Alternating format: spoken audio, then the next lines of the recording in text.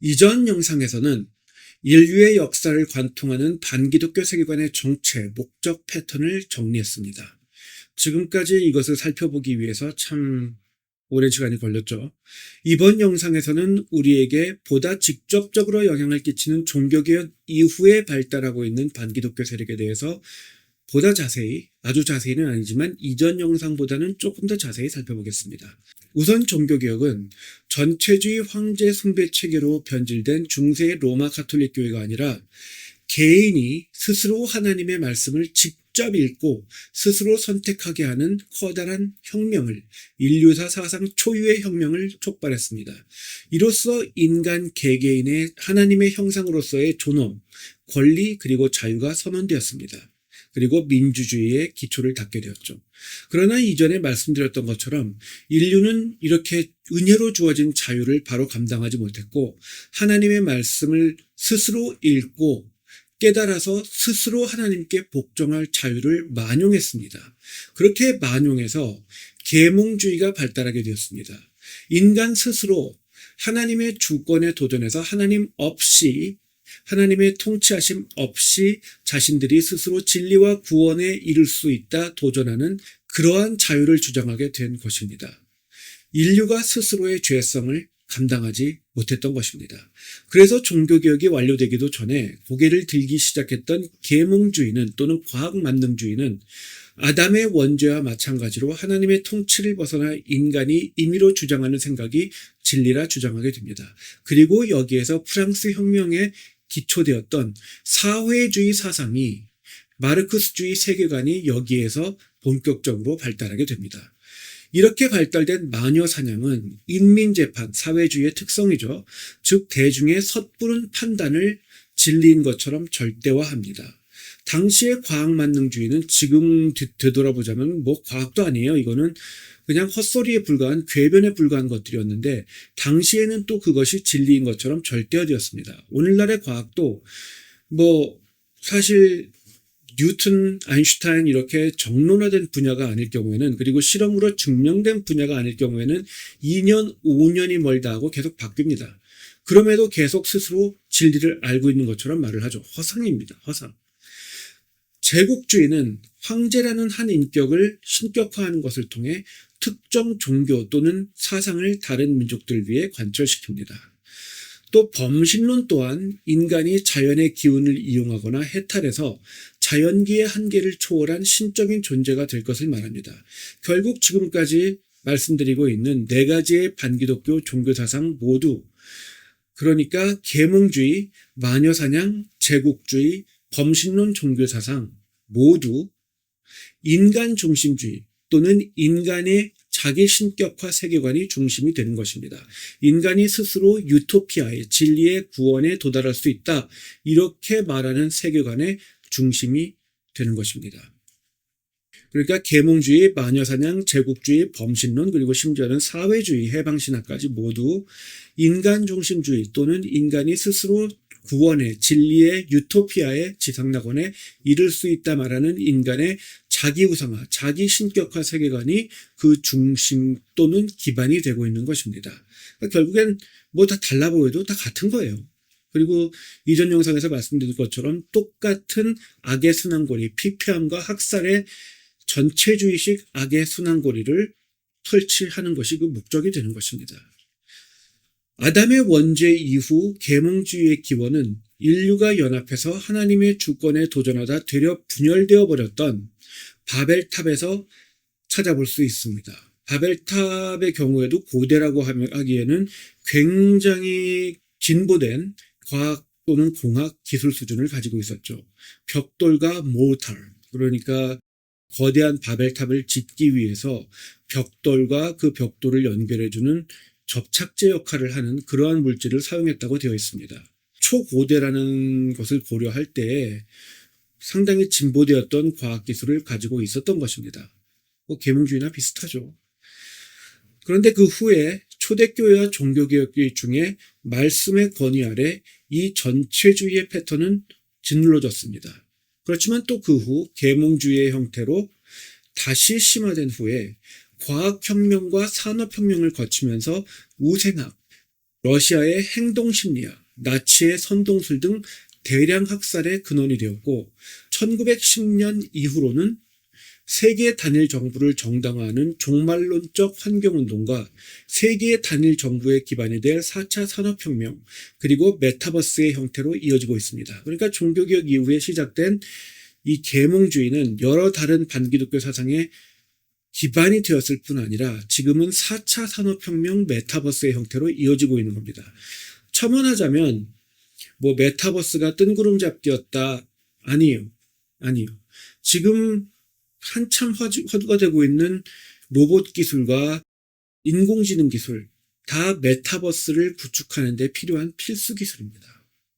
드론 기술 전부 다 그런 것들이 다요. 네트워크 기술, 온라인 게임 기술, 시뮬레이션 기술, 인공지능 이런 그 AR, VR 이런 것들이 다 있어야 메타버스가 구축이 되는 거예요. 전 세계 단일 통화와 그러니까 디지털 통화와 그리고 AR, VR 이것도 사실상 기본 기술은 다 개발이 됐죠. 이제 적용 단계만 남아 있는데 이런 기술들이 지금 현재까지 개발되고 있는 인공지능, 로봇 기술 이런 것들과 합쳐지면 메타버스가 완성되는 거예요. 그리고 그게 4차 산업혁명입니다. 뜬구름 잡다니요. 말도 안 되는 소리입니다. 다만 개발이 본격적으로 적용되기 전에 뭐 메타의 주커버그가 동영상 만들어가지고 한번 섣불리 띄웠던 것입니다. 이거는 몇백 년 전부터 이 영국의 문학에서부터 계속 추구하고 있는 계몽주의가 계속되는 한 과학이라는 것이 공학이라는 것이 존재하는 한 인류가 포기할 수 없는 과학자들과 공학자들은 포기할 수 없는 일종의 이상향이에요. 메타버스라는 것. 자, 본론으로 돌아와서 마녀 사냥은 왕들과 군중들이 거짓 선지자들을 고용해서 참 선지자들을 대적하며 살해했던 구약 성경 전반의 사건들을 통해 그 기원을 찾아볼 수 있습니다. 그 후 그리스도의 십자가형의 발생 원인으로 작용했고 초대교인들을 학살한 후 로마 제국이 기독교화되면서 이 마녀 사냥의 패턴은 눌러졌지만 원시 종교개혁가들을 핍박하면서 종교재판의 형태로 다시 발현되었습니다. 종교개혁 중에는 토마스 민처의 농민전쟁, 종교개혁 후에는 프랑스 혁명, 그 후에는 나폴레옹의 전면전 그리고 그를 통한 유럽의 내전, 러시아 혁명, 독일 국가사회주의 나치의 선동전을 거쳐서 세계적 사회혁명주의라는 1억여 명을 단기간에 살상한 사상 초유의 정제와 학살의 기계를 설치한 후 이제는 문화적 마르쿠스주의로 전 세계 전반에 번져나가고 있습니다. 문화적 마르쿠스주의 다음으로 작용하고 있는 것은 제국주의입니다. 지도층의 선동과 군중의 일방적 정죄로 운용되는 마녀 사냥과 달리 지도층이 조직적으로 자행하는 폭력이라는 점에서 사회혁명주의만큼 잔혹하지는 않지만 여전히 전체주의 포갑정권을 설치해서 셀 수 없이 많은 인명을 살상했던 제국주의가 이 주제입니다. 애국, 바벨론, 로마 제국 등 고대의 제국에서 뚜렷한 예를 찾아볼 수 있으며 로마 카톨릭 교회의 교황청 또한 이에 속한다 할 수 있습니다. 종교개혁에 의해 억눌려졌지만 산업혁명에 힘입은 서유럽의 열강들이 세계로 진출하면서 제국주의가 부활해서 1, 2차 세계대전의 기반이 되었습니다. 자꾸 반복해서 말씀드리는 거예요. 왜냐하면 이것을 한 번 말씀드리면 이것을 깨닫지 못하는 분들도 많으실 거예요. 이거는 한국교회의 문제입니다. 한국교회는 은사주의와 신비주의가 강하기 때문에 이 지적 전통을 바로 계승하고 있지 못해요. 그렇지만 이것은 영적 전쟁에 있어서 굉장히 중요한 것이기 때문에 악이 뭐냐, 반기독교 사상의 실체가 뭐냐, 음모론 같은 거 쫓고 있을 시간 없습니다. 역사적으로 분명히 그리고 객관적으로 바로 파악을 해야 돼요. 그래서 자꾸 반복해서 말씀드리는 겁니다. 그리고 종교사상 네 번째죠. 아까 말했던 범신론 종교사상 또한 인류 역사 전반에 나타나는 반기독교 종교사상입니다. 서구권의 위카, 마녀숭배주의죠. 그리고 동양의 힌두교와 불교로도 이 범신론 사상은 대변되지만 고대의 제국들은 누차 말씀드린 것처럼 하나같이 무속신앙과 신비주의가 혼합된 다신교를 숭배했으며 로마 카톨릭 교회의 성상숭배와 성례주의 또한 비슷한 형태를 띠고 있습니다. 이 또한 종교개혁에 의해 억눌렸지만 세계화가 진행되면서 남미의 인신제사, 우상숭배, 혼합종교가 발현되었고 19세기부터는 개신교의 교회일치운동과 종교다원주의의 만인구원론, 긍정주의 종말론, 행위구원론 형태로 교회 안에서 재발현되고 있습니다. 지금까지 말씀드린 큰 네 가지, 그리고 해방신학 내지는 사회주의가 1960년대까지 발달했던, 그러나 세계화의 흐름에도 불구하고 서로 융합되지 않고 있던 반기독교 종교사상의 거대한 세계적 흐름들이었습니다. 그러나 1962년 두 번째 바티칸 공의회가 개최되면서 전 세계에서 가장 거대한 종교인 로마 가톨릭 교회는 반기독교 종교사상들과의 일치를 목적하는 교황 칙령을 명하게 되었습니다. 먼저 전 세계 모든 기독교 종파들과 모든 종교들이 함께 사회정의와 해방신학을 추구할 것이 요구되면서 사상 가장 거대한 학살 기계들을 설치했던 사회혁명주의 세계관이 성경적 기독교 신학인 것처럼 선동되고 있습니다.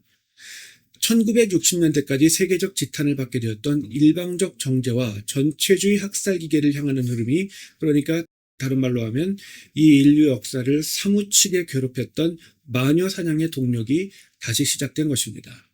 그러니까 바티칸2를 통해 기독교 종파들과 모든 종교들 사이의 우호적 대화, 신앙과 직제의 일치, 교회 일치 운동이 강요되면서 종교다원주의, 즉 혼합주의 범신론의 흐름이 강화되고 있습니다. 단계적으로 말하자면 먼저 해방신학이 들어가고 그 다음에 그를 통해 교회 일치 운동을 이루며 교회 일치 운동 이후에는 유대인의 구원을 정당화하고, 유대인의 구원이 정당화되었으면 예수 그리스도를 믿지 않는 모든 종교의 구원으로 이어지는 패턴인 것입니다. 사회주의 이상향이 극단적 평등주의를 추구하는 것처럼 해방신학을 따라가면 모든 종교들의 평등, 즉 종교다원주의가 정당화되는 것입니다. 그렇게 종교다원주의가 성립되면 만인구원론이 성립되죠.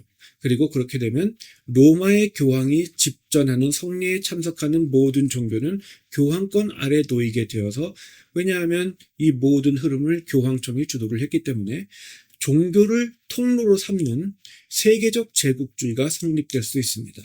이를 통해 세계적 정치종교연합체, 즉 큰 음녀 세계교회가 성립될 수 있으며, 이는 해방신학이 염원해오고 있는 세계적 정치경제연합체와 동일한 것이 될 수 있기 때문에 기독교라 해도, 개신교라 해도 해방신학을 배격하지 않는 교회들은 큰 음료가 성립되는 것을 지지하게, 심지어는 큰 음료가 성립되는 것을 돕게 될 수 있습니다.